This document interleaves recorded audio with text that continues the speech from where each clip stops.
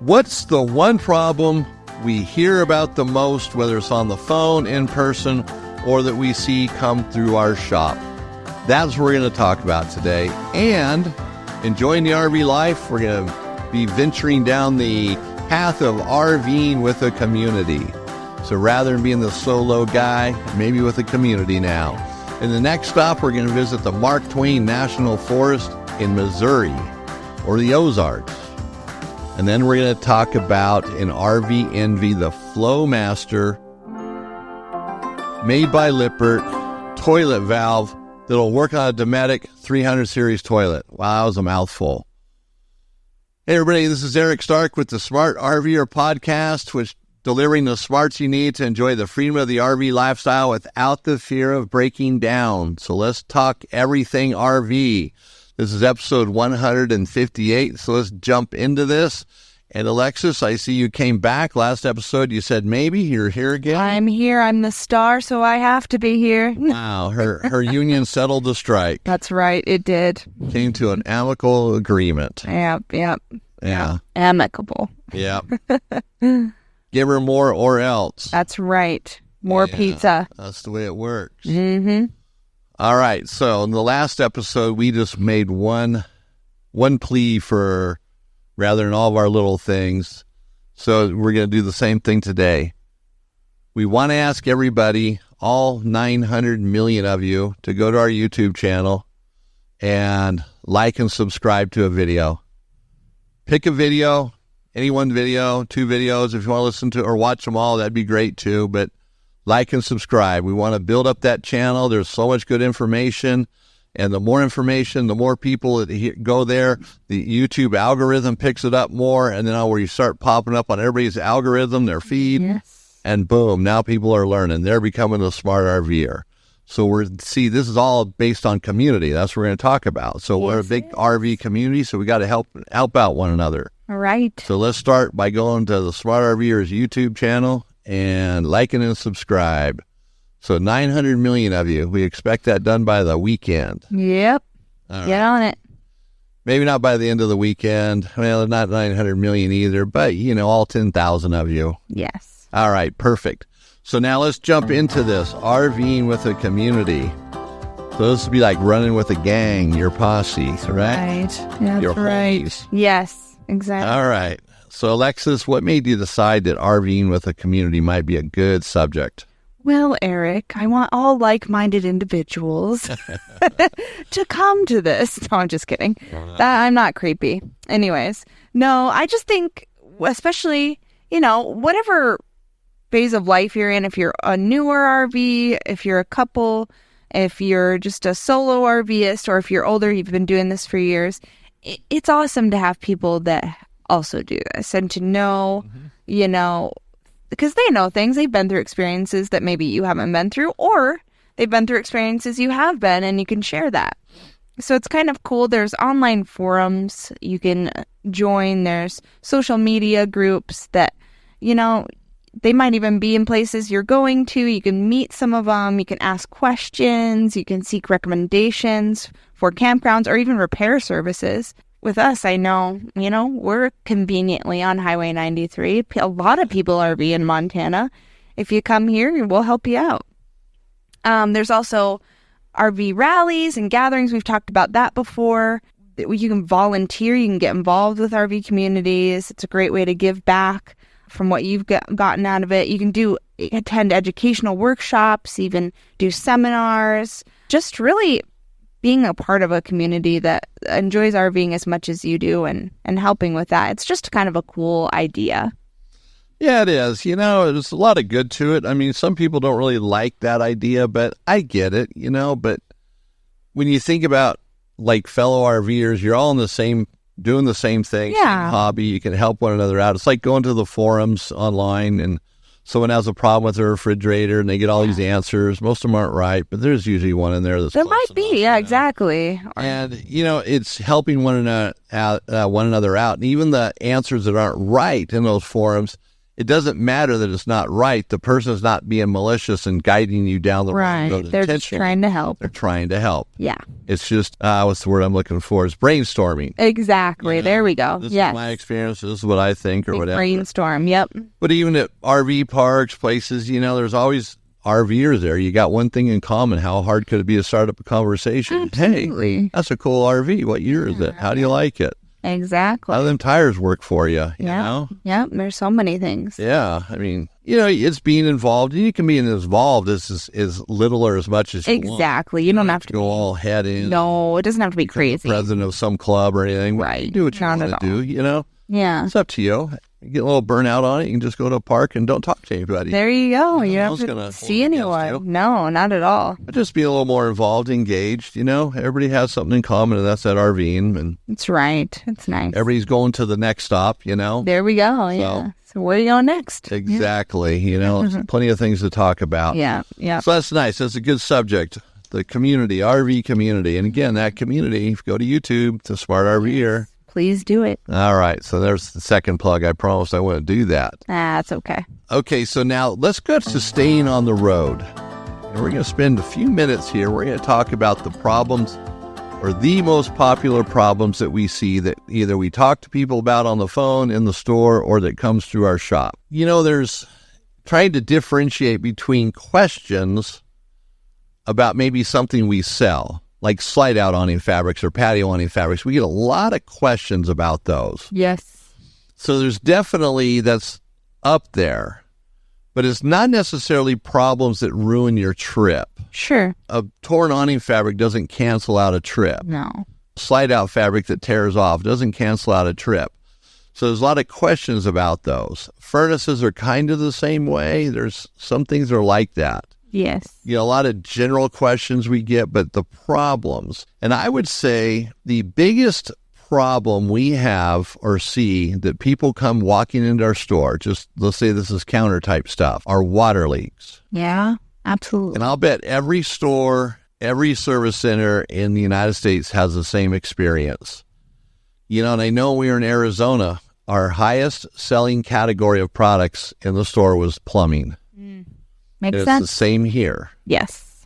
So plumbing sells a lot, and there's a lot of questions. And it's generally a plastic fitting with a barb on it, like for a Quest clamp. They break off. Yeah. That's probably the biggest culprit. Mm-hmm. But it's the PEX water system in general, though. That's probably the biggest problem of people walking into the store. Now, in our service department, I wouldn't say that's the biggest. It's part of it, but it's usually other things. Furnaces are big. Electrical problems are big. And awnings. And then it's just a bunch of miscellaneous stuff, Yeah. So electrical problems are there, too. And I think some of those things are self-inflicted because it's lack of knowledge. People walking into our store wanting to take their RV or their dryer cord and adapt it to a 30-amp RV outlet. Well, this is what my house has. It has this 30-amp outlet.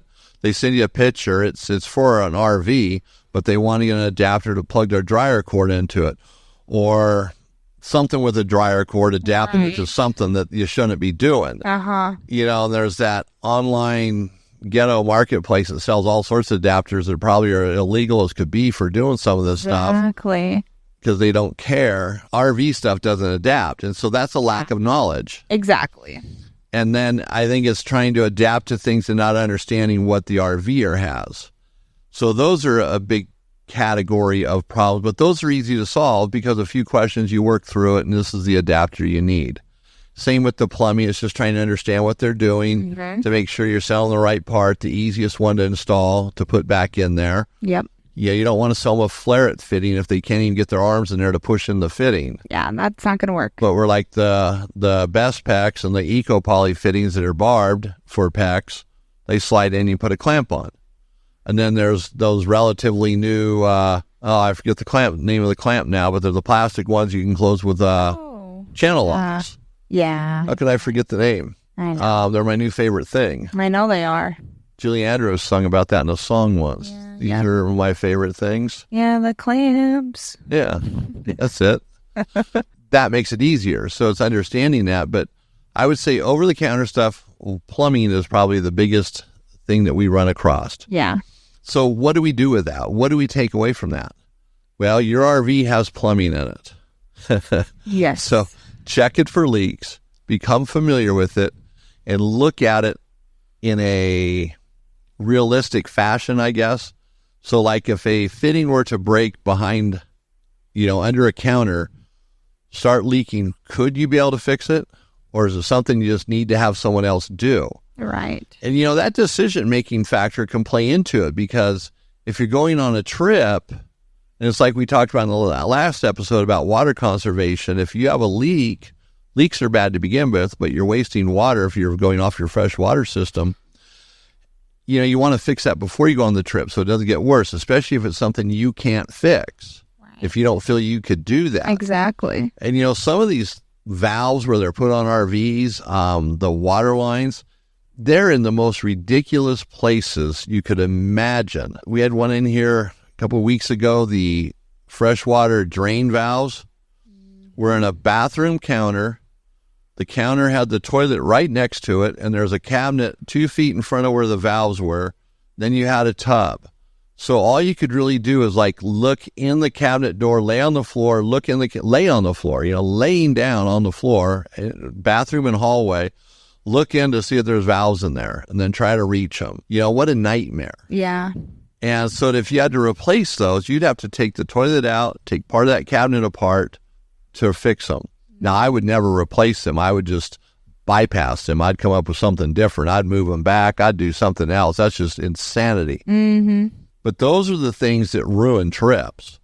Or you spend all day just trying to do it. Now you're frustrated. You got the toilet out. Oh, so I forgot to check, see if I get a CO for it. Just one thing after another. Yeah, exactly. Being prepared for that is a good thing. So I'm pausing here because I'm looking at something that's flashing at me. So we're getting, being prepared. All right. So, understanding your RV and making sure that you don't allow these problems to attack you out on the road, if you will. Yes. So that's what we learn from these questions or these problems that we see. If we see the problem on a regular basis, no doubt you're going to experience it sooner or later. Mm-hmm. So that's just, one of the major things we see. Other things sometimes you can't do much about, like a furnace. To proactively take your furnace out and replace all the replaceable parts in it and put it back in, is that going to buy you extra time? It probably would, but is it something you needed to do? Your furnace might be able to go another 2 or 3 years without a problem anyways. Yeah. But I would say the first sign of a problem, get it taken care of. Mm-hmm. Don't let it go and turn into a bigger problem, which that's normal. I think everybody does that with cars, problems around the house, a leaky faucet at home. We can just put something underneath there, do whatever. And so, maybe it's talking to you, if you have a service center where you go to your favorite one, maybe ask them what they see the most. That'll give you a little indicator of other things that RV service centers run across the most. And, awning fabrics are a huge thing because almost every RV has them. And they are a little fragile. They tear sometimes pretty easy. They get damaged by hail. But nonetheless, those are not going to ruin a trip. So your plumbing is probably the biggest thing that can ruin a trip. And so I'd say that's where you want to be the most prepared. Yes. And then second would be propane. Having a propane leak can ruin a trip. If you can't fix it easily, so you look for the obvious things. When you get propane, are you looking at the hoses that hook up the regulator to your propane tanks? Those generally leak. That's your biggest leaker on an RV, right, besides the regulator. So check those out. Maybe you just have to replace them periodically. Most of the propane hoses made don't last very long. Right. That rubber starts cracking almost immediately. And some of them are really bad. Mm-hmm. You go to that online ghetto where they just sell the lowest quality stuff you could possibly get away with, maybe barely legally. You know where it is. And, it leaks after a month. Yeah. I mean, we see stuff that's it's incredibly cheap. Mm-hmm. And we make our own propane hoses here, so ours last. They're good quality hoses. You're not going to be replacing these things in a year, 2 years, 3 years. No, they're going to last. It's probably a bad move on our part business-wise. People say, why do you make good stuff? You should be selling junk, so I have to replace it more often. Yeah, no, not how we roll. That's not how we roll, exactly. So it's, understanding what's going to fail and being ahead of it. And that's where, why we bring this up, the things that come through our door. And, tires are another one. Now, we sell tires, but I'm sure tire shops do a lot more tires than we do. But almost every RV that comes through our door that we see probably needs tires. They're all old, they're checked, they're split. We talk to people, but it's always squeaking out another mile or two of them. And I get it, trying to save money. But tires are an issue. Trailer tires are just, they don't last long. They are a fragile little thing that, it can take some beating going down the road, but you hit a pothole just right and that's it. That tire's done. Yeah. Where car tires are more durable. They can deal with a little bit more. Yeah. Truck tires, the same thing. Sure. So these little tidbits help. And that's the idea, is to give you an idea what you should be looking at or, be aware of. So I hope that makes sense to you. And like I said, talk to your favorite service center. See what they have to say. All right, now let's wrap that up and let's go to the next stop. And we're going to visit the Mark Twain National Forest. Here we go. All right, so Alexis, why are we here? This place is pretty cool. It goes the Ozark Trail. It's right through there. The National Forest has amazing ecosystem out there. So if you're looking for something new to check out, this is really a cool place. It has a lot for anglers. There's a lot of fishing. There's a lot of historical significance. There's a lot of wildlife. So if you're looking to do some bird watching, you can definitely do that here. There's even black bears, wild turkey, white-tailed deers, all the cute little animals that you don't want to pet. Don't pet them. But no, it's really set up for people to come visit and have a new opportunity to see new things. And there's plenty of RV camping to do if you've ever wanted to see the Ozarks, and this national forest is for you. Yeah, it sounds pretty good. And we've talked about the Blue Ridge Mountains. Yes, we have. Ozarks, all these places are kind of in the similar or close by or relatively close. Mm-hmm. And they're a different place altogether. It's very different. It's a lot of, I don't want to say untouched, but it's definitely not trampled like a lot of other places we go to. Yeah, no, absolutely. And the article brings out, it's just a place to get away and unwind. We got to think about that once in a while. You get there, and it's man, this is actually kind of nice, Yeah, exactly. Getting away from it all. And so the Ozarks sound like a pretty cool place to go. Missouri, I don't know. Missouri doesn't attract me at all, but this might. Yeah, I think it's just maybe the way people talk about Missouri, or they call it Missouri. Missouri, yes, they do. I don't know.